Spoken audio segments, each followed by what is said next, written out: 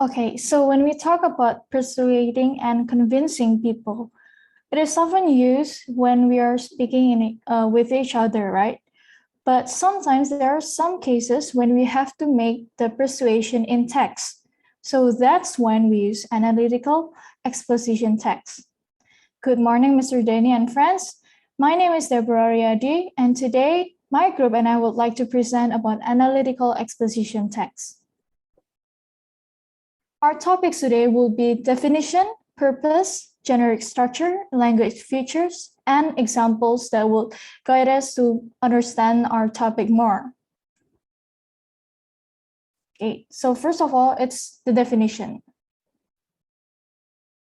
So the definition of analytic exposition is that the first comes from the word, namely analytic, and the second word, namely exposition. The first word, analytical, means examining or liking to examine things very carefully, while the exposition means a comprehensive description or a broad explanation.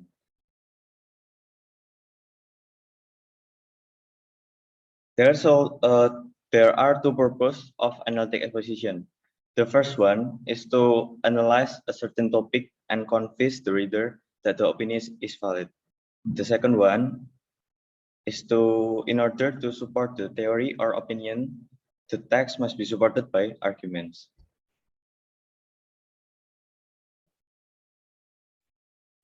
Now that we have learned about the basics of analytical exposition, we would have to understand what is the generic structure.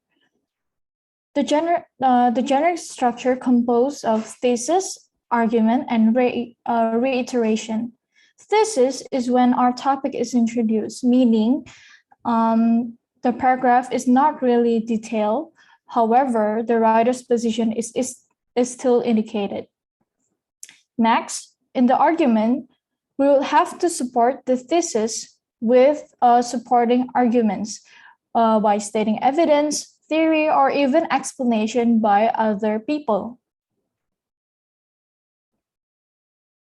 Lastly, in the reiteration, we will have to restate the writer's opinion. Here, it lies the difference between analytical exposition and hortatory exposition. In analytical exposition, the reiteration does not compose of recommendation. It just close the text with a conclusion.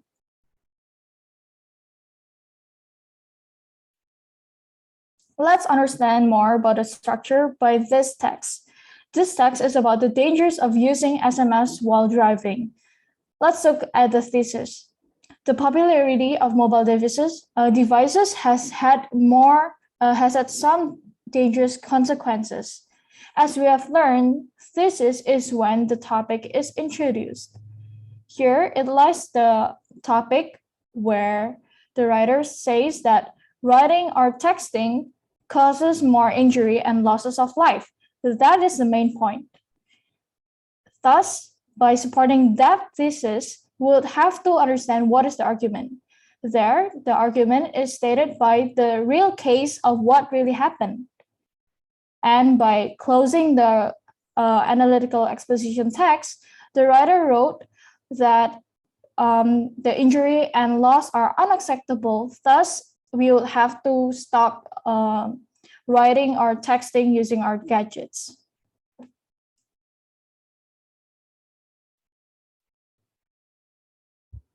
Here are some language features that can be found in an analytical exposition text.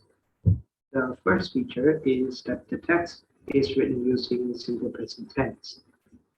The second is that the text uses internal conjunctions, which are words that are used to connect clauses, sentences, and even paragraphs. The third feature is the text uses words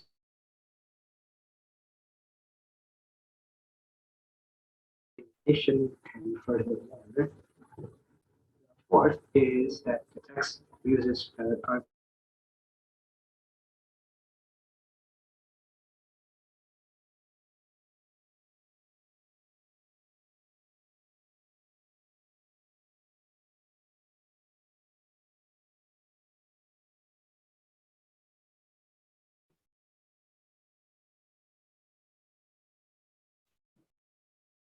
So we have a multiple choice question that you guys could try to answer.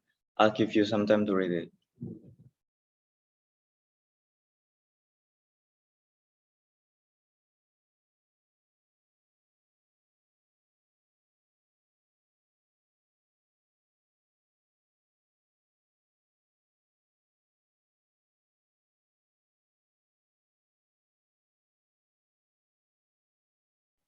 So who wants to answer? Me. What is the answer, Etta? A. Analytical exposition. Okay, we'll see the answer. Debbie.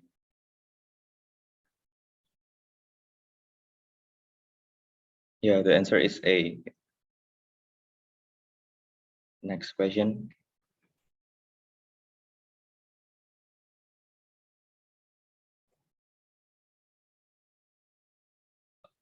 There's also a complex choice question that you guys could try it, and I'll give you some time to read it. Agung? It's thesis and arguments, then reiteration. So it's A, D, E. Okay, we'll see the answer.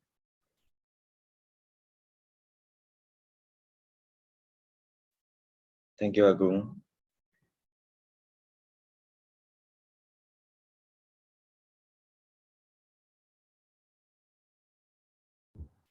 Now let's move on to a matching question. So just match the questions on the left with an answer on the right.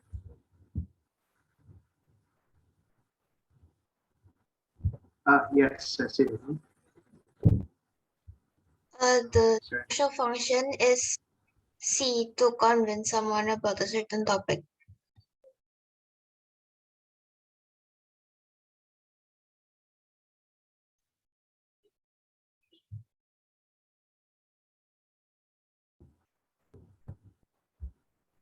Okay, and what about the rest of the numbers?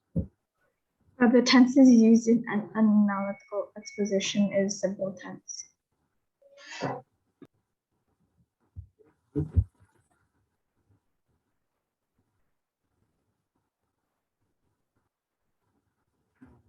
about numbers 3 and 4? Does anyone have an answer?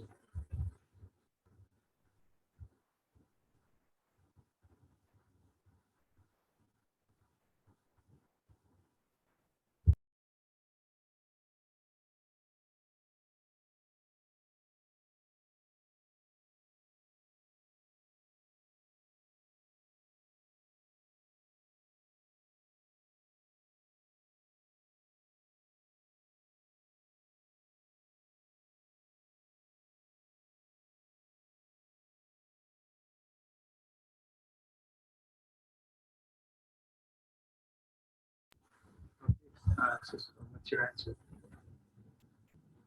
Number 3 match with D.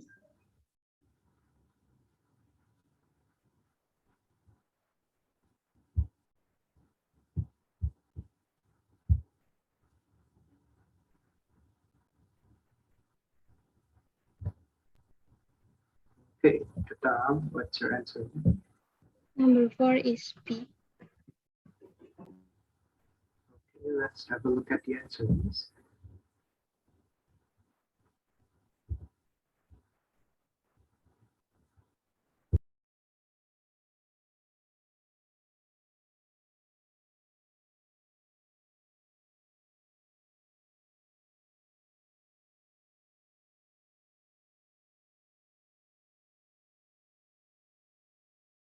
Okay, so coming to the last question, it is a short answer question.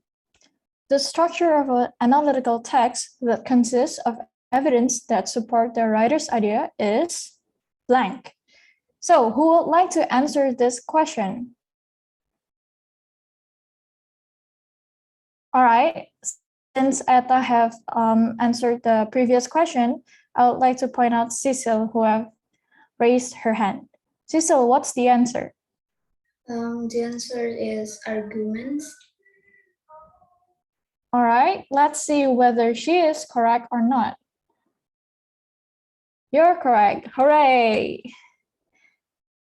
So before we end our presentation, this is a bonus question. And Brian would like to read the question for us. In the United States, a growing number of families that do not have much spare time on their hands and end up in driving through lines at convenient fast food restaurant. A, end up in blah, blah, blah, blah, blah. You can read it by yourself.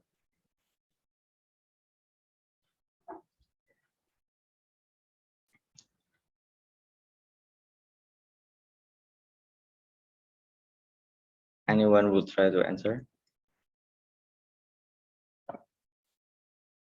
Yes, Jeannie.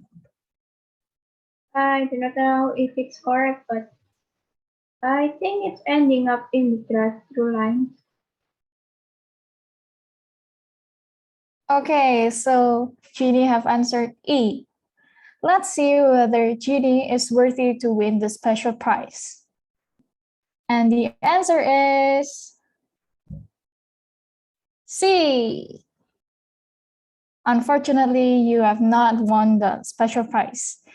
So why is it C? The answer is C because if we pay attention to the phrase, a growing number of families, it is actually a plural phrase, which means D is definitely eliminated.